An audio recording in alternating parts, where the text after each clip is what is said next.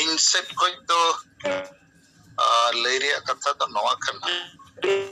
नित तो 30 जून दिल्ली चलो सरना धर्म कोड लगी पूरे वो सपड़ा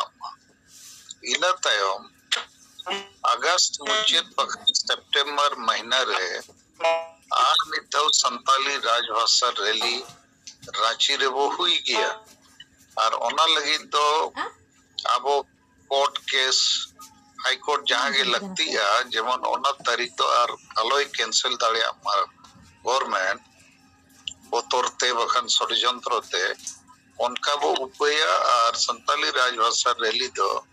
रांची रे वो हुई गया 30 जून पोरे बार चंदोगान समय गैप एम कते अदो सितंबर रे हुई दाड़िया इनाते आरो बेसे वो सपड़ा अड़ी जुर सुरते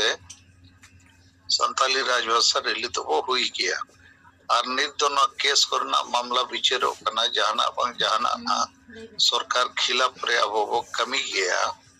और उनका तो राज्यपाल 5 तारीख चिट्ठी भेजा कर दिया जे जहां संताली राजभाषा रैली 30 अप्रैल रिया सरकार से खोज षड्यंत्र भाबते परमिशन बांग एमकना अदो नो षड्यंत्र रे जहां को मेना पा जांच करते उनको न्याम तुट करते उनको चितान रे कार्रवाई हुई मा निया के जानकारी और हांडी विषय रे तो नोए विजय कुमार आस्था डिवेस डिटेल रे कथा लिया कोआ ओना चरहेत को तो पा लेखान के हांडी रिया बाजार रे हांडी के बाय न्यामो हांडी मावड़ा रे के वो बनाए और नोआ अब सामाजिक धार्मिक बंगा गुरु कमी रे मिटन कंपलसरी अनिवार्य अंग लेखा ओना वो हमबु दका धर्म को भाषा को तो बाबू हमबु देया अतो नय जे कथा बो एहब के माने बिचेरो कना और बिचेर ते हर ओना मिटन बिचेर केटेते हुई को कना जे नवा तो निश्चय जिनिस कना 20 जिनिस कना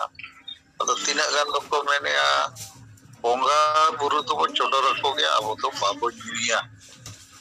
अतो चिना बाबू जुइया बांगा निश्चय दिया